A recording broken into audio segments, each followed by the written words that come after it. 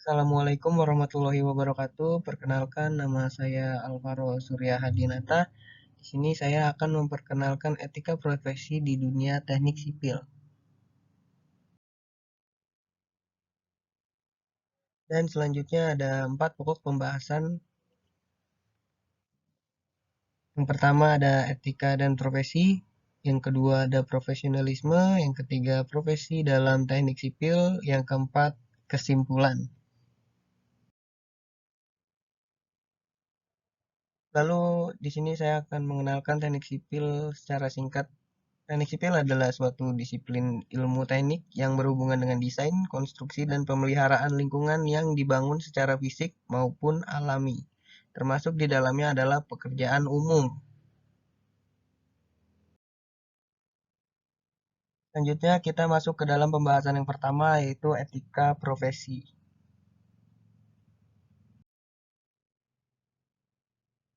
Etika dan profesi. Etika berasal dari kata ethos. Dalam bahasa Yunani adalah karakter, watak, kesusilaan, atau adat sebagai suatu subjek.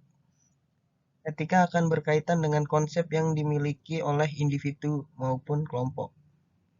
Lalu adalah bidang pekerjaan yang dilandasi pendidikan, keahlian seperti keterampilan dan kejuruan tertentu.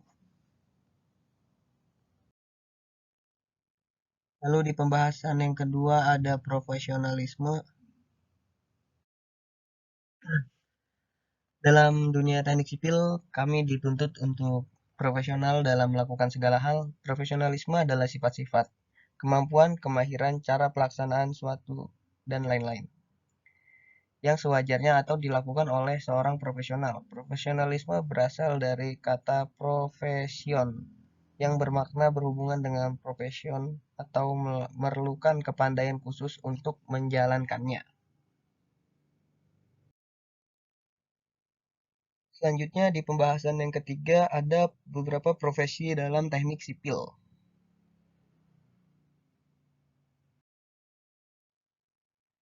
Profesi dalam teknik sipil yang pertama ada surveyor pengendalian bangunan.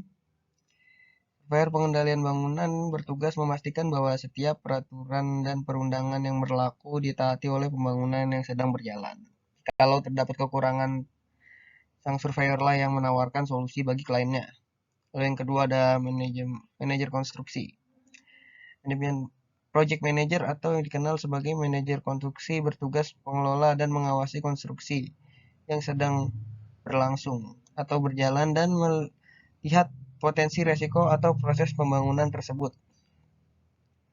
Yang ketiga ada insinyur struktural, seorang kontraktor atau konsultan konstruksi bangunan juga dapat berperan secara spesifik sebagai insinyur struktural. Tugas engineer ini adalah merancang struktur bangunan yang kuat, menahan tekan dari lingkungan sekitar maupun penggunaannya oleh manusia. Yang keempat ada kontraktor insinyur sipil. Profesi ini membutuhkan kecakapan dalam mengatur semua orang dan sumber material yang ada di tempat. Yang kelima ada insinyur air. Dalam perkuliahannya, mahasiswa teknik sipil belajar tentang teknik hidrologi. Bidang ilmu ini membahas tentang jaringan irigasi dan berbagai macam bangunan air, bendungan salah satunya. Walaupun namanya terdengar agak lucu, insinyur air, profesi ini memang berkaitan dengan air.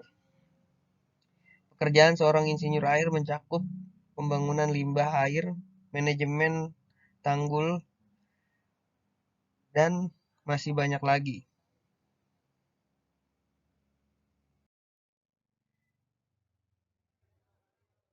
Lalu yang terakhir ada kesimpulan.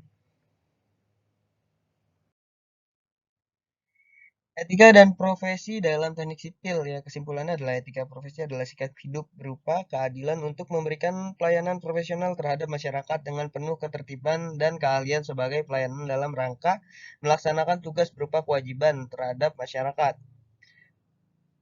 Kode etik profesi adalah sistem norma nilai dan aturan profesional tertulis yang secara tegas menyatakan apa yang benar dan apa yang salah dan tidak baik bagi profesional.